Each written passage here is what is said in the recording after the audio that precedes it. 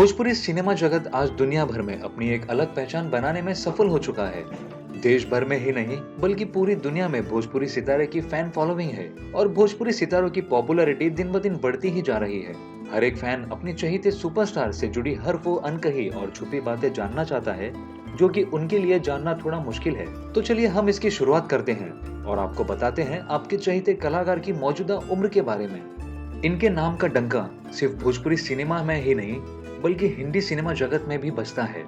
इनकी पॉपुलैरिटी के चर्चे तो साउथ इंडियन फिल्म इंडस्ट्री में भी काफी गूंजते हैं। रवि किशन ने अपने अभिनय के दमदार पर रवि किशन ने अपने दमदार अभिनय से एक अलग ही पहचान बना ली है।